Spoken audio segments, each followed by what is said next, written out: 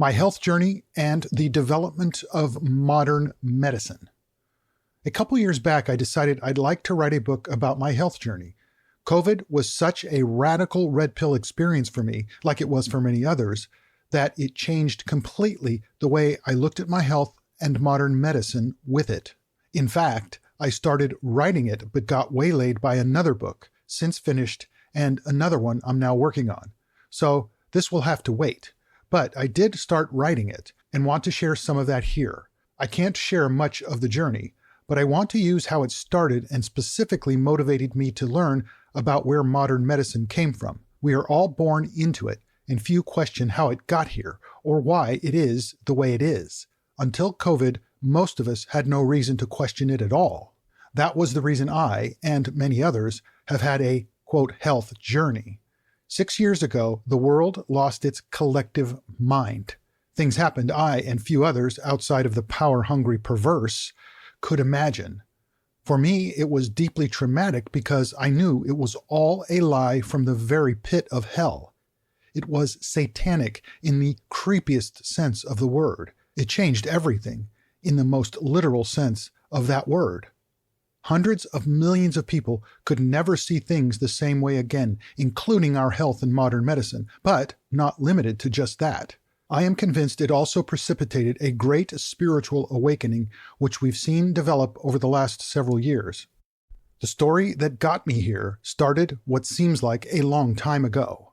I was born in the late afternoon on Friday, July 29th, 1960, on a beautiful sunny day at Hollywood Presbyterian Hospital in Los Angeles. California truly was the Golden State then, with people from all over the country and the world flocking there in pursuit of the American dream. It was a wonderful place to be born and raised. I don't remember much about that day, but my mother told me the doctor scheduled my birthday, induced labor, and I came right on schedule. If you ever see the picture of me on my introduction to this cold, cruel world, you'd say, my, that baby has a lot of hair. All black. I'm Italian, after all. But you would also think I was probably a Chinese baby, a little plump Chinese baby born to Italian parents. How did that happen? Alas, I grew out of the Chinese look and ended up looking like a typical Italian baby and child. There'd be no mistaking me for Chinese when I grew up. I was, of course, vaccinated. Vaccines, all agreed, were a miracle of modern medicine, and parents gladly submitted their children to the experts who told them so. At the time, there were probably less than 10 vaccines on the schedule, and I'm sure I got them all. There are many more today. As a late-stage boomer, I was born into a world that worshipped experts. To question medical professionals about vaccines or anything else would have been unthinkable. Why would you? They're the experts. The rise of the expert class was part and parcel of the rise of progressivism of the early 20th century, holding the firm conviction that with science and technology, no problem seemed too big to overcome. Progressives were determined to apply this mindset to everything. Something called, quote, scientific management or planning by, quote, experts developed in the 19th century, given it was the century of hitherto unimaginable progress. The number of inventions exploded, and it seemed there was nothing men could not accomplish with the rise of science and knowledge. By the time I was born, the expert class dominated American society, but it had been in process for almost 100 years. As an academic, Woodrow Wilson wrote a paper in 1887 arguing for, quote, the science of administration, unquote, which speaks to the rule by experts. This rule by experts became the rage in the progressive era of the early 20th century, and in due course the default view of American elites and the American people, until COVID brought it all into question. My story, and that of any other person who experienced a similar awakening, is better understood when we're familiar with the world of modern medicine I was born into, and how it became modern. The development of medicine as it came to be practiced in the 20th century was built on two things.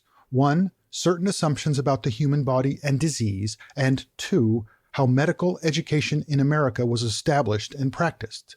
Let's look at the latter first. Pasteur, Béchamp, and germ theory.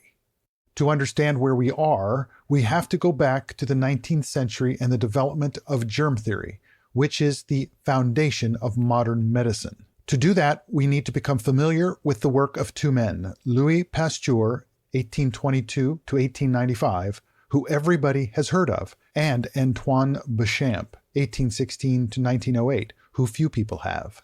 Their titanic battle over germ theory is a microcosm of the same battle in the 21st century over health and modern medicine.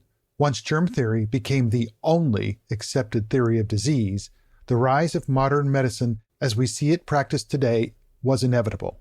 I did an internet search for Pasteur, Béchamp, and germ theory, and one of the top results is a Wikipedia article entitled Germ Theory Denialism.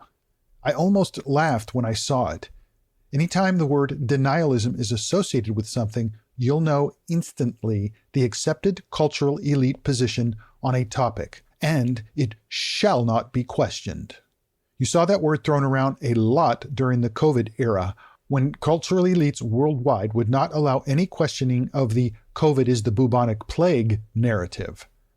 I believe it originated with those questioning the Holocaust, so Holocaust denialism became a thing, and after that anyone questioning the accepted narrative, whatever it might be, was labeled a denier. This, of course, is meant to shut off any debate on an issue. Thankfully, because of the Gutenberg press of the 21st century, the internet, that is increasingly impossible. By the way, if Wikipedia claims something, I generally believe the opposite. It's a platform that parrots the acceptable narratives of Western cultural elites. But I digress. Before I give you my highly simplified version of this debate as I have finally come to understand it, I will quote from a paper arguing for Béchamp's perspective. The reason I do this before I get to the debate is because all of us have been indoctrinated from birth to believe in germ theory as the unquestioned reality that explains disease. Because of this, it is extremely difficult to see it any other way, which is what I'm trying to get you to do. The author states, quote, "We do not catch diseases. The presence of germs does not constitute the presence of a disease. Bacteria are scavengers of nature. They reduce dead tissue to its smallest element. Germs or bacteria have no influence whatsoever on live cells. Germs or microbes flourish as scavengers at the site of disease.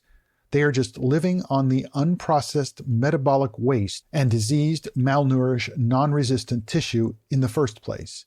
They are not the cause of disease any more than flies and maggots cause garbage. Flies, maggots, and rats do not cause garbage, but rather feed on it. Mosquitoes do not cause a pond to become stagnant. You always see firemen at burning buildings, but that doesn't mean they caused the fire. Germ theory claims that fixed species of microbes from an external source invade the body and are the first cause of infectious disease. The concept of specific, unchanging types of bacteria causing specific diseases became officially accepted as the foundation of allopathic Western medicine and microbiology in late 19th century Europe." Unquote. The reason I had a hard time grasping this concept was because for 60 years I had been indoctrinated like everyone else to believe disease as something primarily coming from outside of us. Some little invisible thing that invades us and causes the disease. Germ theory also embraces the dogma of a single cause of disease, that specific microorganisms are the sole cause of very specific diseases. Stephen Epstein wrote a book in 1996, well before COVID, titled Impure Science: AIDS, Activism, and the Politics of Knowledge. In it, he makes this point, quote, "The cornerstone was laid for modern biomedicine's basic formula with its monocausal microbial starting point and its search for magic bullets. One disease, one cause, one cure." Unquote. The idea that disease already lived inside me was hard to wrap my mind around, and the more difficult concept was that I was the one who determined whether that happened or not. Would that little invisible thing invading me have an inviting space to do its dirty work or not? That was up to me, not the little invisible thing. which leads us to the other theory of disease. Contrary to germ theory, Béchamp developed something called terrain theory. The idea of the former is that germs are what we need to worry about, finding ways to kill them off with some kind of medicine once they get inside us. Terrain theory, by contrast, argues that if the body is well and balanced, then germs, being a natural part of life in the environment, will be dealt with by the body without causing disease. In other words, a germ can cause sickness in one person and not another based on the terrain, meaning the inner workings of the body's immune system. A compromised terrain means the body's inner environment makes it susceptible to viruses and parasites, etc. This means it is far more important to work on the terrain of the body than worry about the latest germ or virus going around. It's all about the dirt, metaphorically speaking. You can easily infer from the victory of Pasteur and germ theory, modern medicine's focus on, well, medicine, was a foregone conclusion. In a documentary related to this topic, a doctor pointed out there is a reason we call it medicine, given we ingest or consume something as a treatment or cure. You'll see as we talk about medical education, terrain is well down on the list of the modern medical professionals' priorities, as in pretty much invisible. The Flexner Report and modern medical education.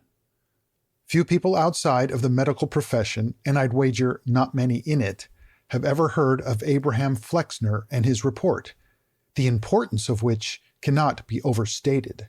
The Flexner Report, published in 1910, transformed the nature and process of medical education in America.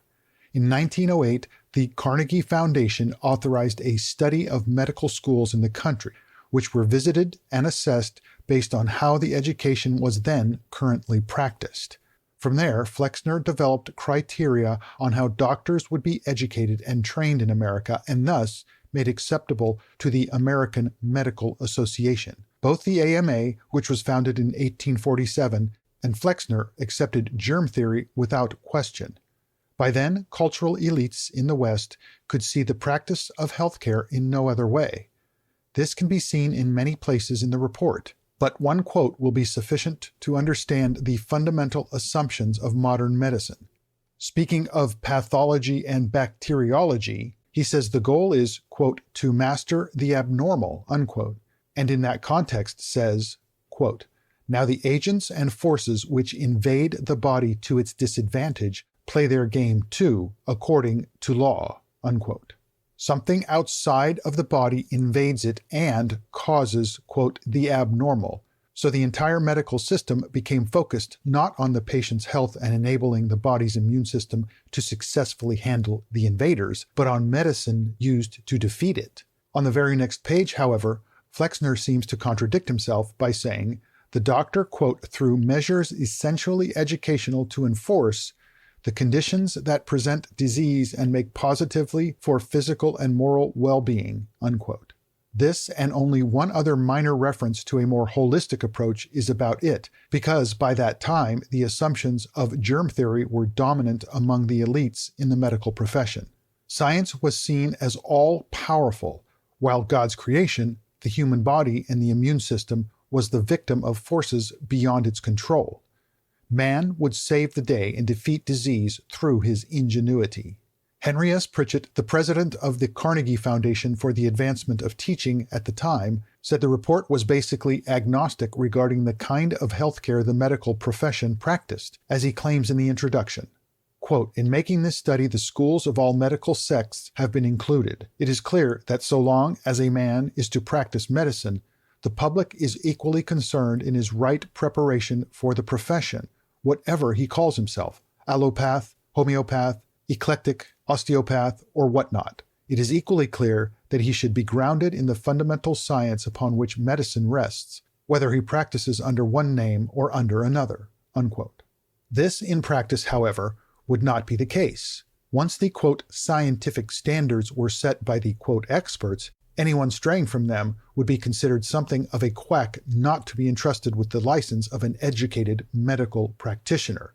To that end, Flexner succeeded in aligning medical schools along the university model as the standard for all medical schools. This orientation had its origins in German medical education as American educators and physicians became enamored of university medical schools in Europe.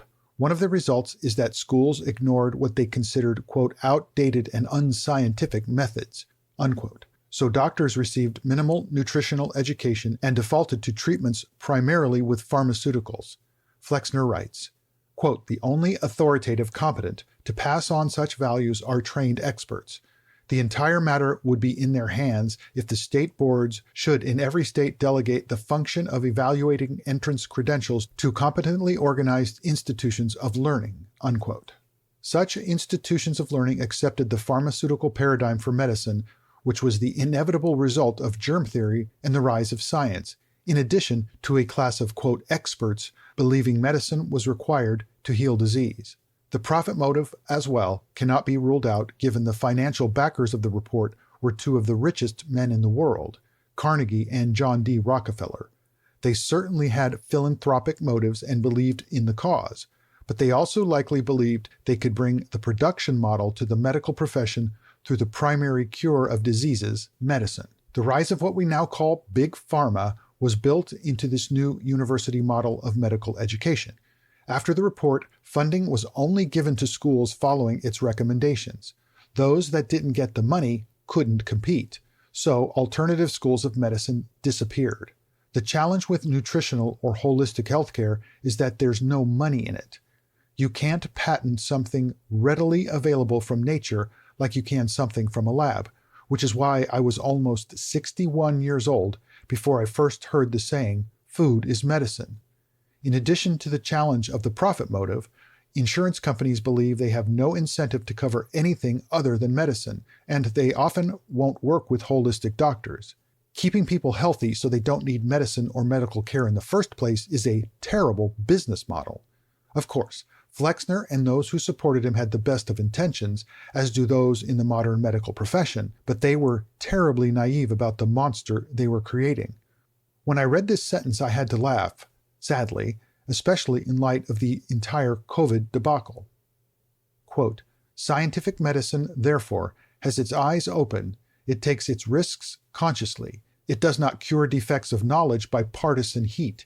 It is free of dogmatism and open-armed to demonstration from whatever quarter, unquote. Remember, this was written in 1910 when science was the unquestioned, benevolent, and all-powerful God of the age who would never disappoint, but only bring untold blessings to all the peoples of the earth. Or something like that. Flexner and his supporters, including the entire Western cultural elite, missed the little fact that science is practiced and its results applied and implemented by sinful human beings. Thus, it can never be free of, quote, partisan heat or, quote, free of dogmatism. And as we saw with COVID, it most definitely is not, quote, open-armed to demonstration from whatever quarter, unquote. In fact, as certainly practiced, modern medicine is the exact opposite of all of these. If, for example, you question the efficacy of vaccines, you are automatically discounted as a, quote, denier. My journey, in fact, became filled with denialism, and I realized my health is ultimately my responsibility, my lifelong journey, and the journey never ends. This doesn't mean modern medicine doesn't bring blessing, because it does, in abundance. If you get hit by a bus, have a heart attack, or some other catastrophic thing happens to you, modern medicine is the greatest. Medicine, when it's necessary, like treating infections with antibiotics, is amazing. We just need to realize our health is up to us, and God has provided everything we need to be healthy and productive into old age. Then we will get to spend eternity in a new resurrected body, free from pain, disease, and death.